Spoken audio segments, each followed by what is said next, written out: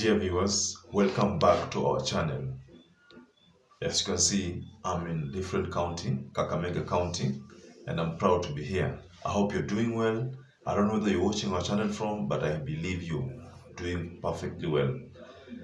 Well, I'd like to start by thanking you so much for always watching our channel. You'll be in support of our channel by simply watching our video. And for those who've been subscribing and sharing our video widely, we'd like to thank you so much, because of that, now our video has been growing in terms of viewership. God bless you a lot. Now, I hope by now in Kenya, literally everybody knows about Prof George WAJACHOYA. So we all know him that he is a presidential candidate under the Roots Party of Kenya. Of course, we've all heard about the policies that he's been advocating for. We've heard about, the bangi aspect and people trying to make fun of him. But you see, the more people make fun of him, the better for him, because he's actually gaining grounds because of that bangi narrative. Now,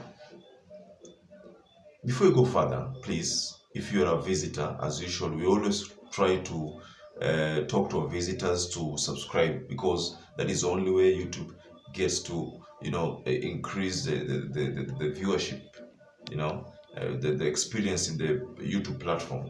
So please, if you're a first-time visitor, just take a moment and hit the subscribe button. You can also like, you can comment. We'll appreciate a lot. Now, let's dwell on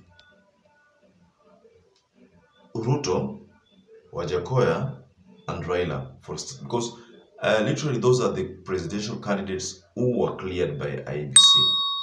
Of course, there was like Walter Mungare, there was Wanjigi, there was the governor for I think Muranga, Kiambu, I'm not sure, but then these three, the application sailed through.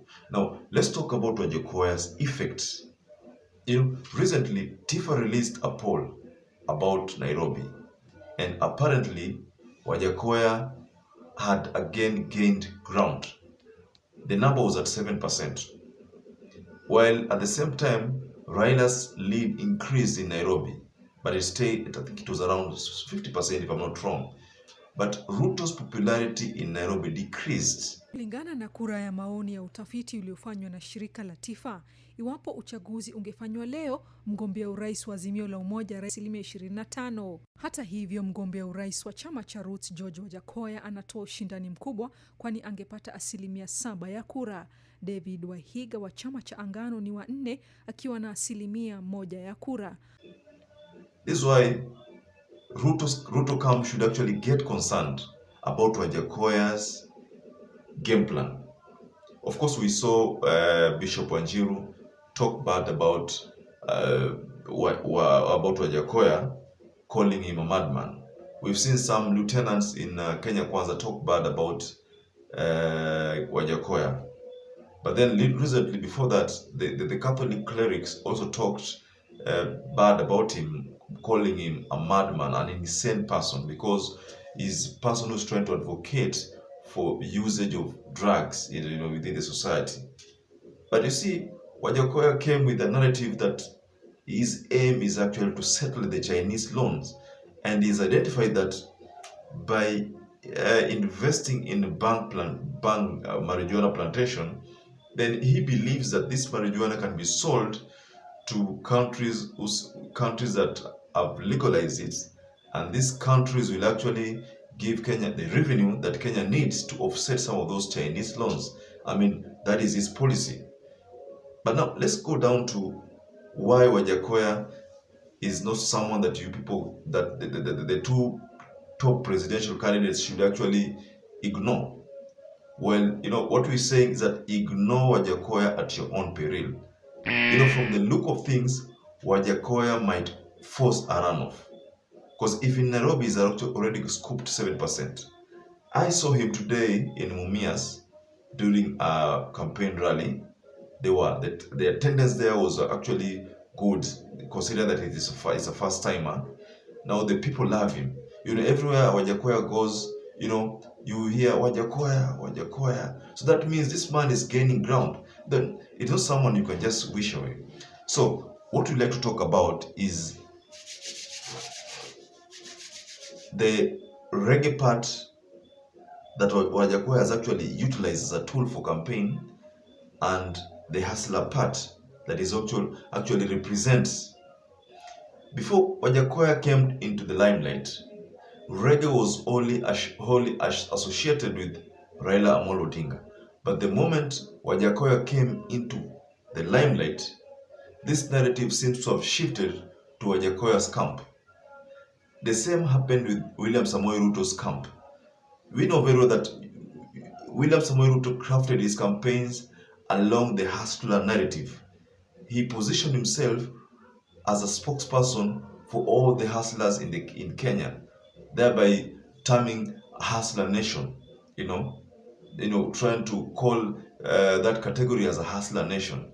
Now, WAJACHOYA's history, if you look at it very well, you realize this person was raised in the street, by the street.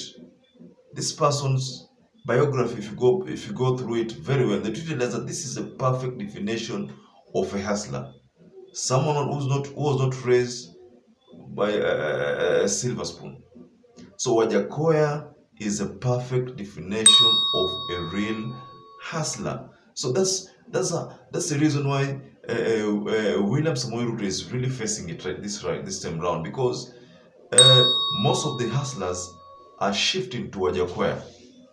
Most of the reggae diehards are also shifting to WAJACHOYA. So WAJACHOYA is like trying to create a movement, and this movement, if not taken keen, might actually cause a runoff, and the probability of a runoff as a result of WAJACHOYA's effect is pretty high. I think this is not something that they can actually avoid, because when you look at reggae first, and then you look at the hustler narrative, then all these things are associated with the youth. Now, this is a old man. WAJACHOYA is a old man, not that too old, but falls within the age of 65 and above. So we just call him old man. So he's not a refugee. I'm not a refugee, but he's not a youth. So because he's not a youth and he's representing youths, and if you look at the history resonates well with a hustler. Now, I think that's the reason why Ruto is beginning to suffer in terms of the rating. Ruto's ratings are dwindling, while WAJACHOYA's ratings are actually on an upward trajectory. So we are saying that WAJACHOYA is someone that the two presidential candidates should not even think about ignoring. Of course, Papa Franco himself, ATWOLI, talked about there being two-horse race, and he said that the third person will be a donkey. Walter Mung'are, in an interview after IBC declined to confirm his application, he said that he cannot consider himself as a horse, and that he'll be very much comfortable if he can ride on these horses. This is something that was really amusing. Now, WAJACHOYA is considered as a donkey because initially the likes of Papa Franco, ATWOLI, and the rest talked about there being two horse races. They did not think at one particular time that there would be someone like WAJACHOYA who would actually again gain grounds like he's gaining at the moment. So WAJACHOYA came into the limelight, and again the two presidential candidates expectation of around one win has actually been thrown under the carpet again. So, dear ladies and gentlemen, do you share with me the belief that WAJACHOYA will cause a runoff? Please share your views below the comment section. Let us know what you think about that. But until then, please, I would like to leave you with those few analyses. We'll still follow up on this WAJACHOYA matter, or rather effect, and be giving you the news analysis as time goes by. Please take care Bye bye.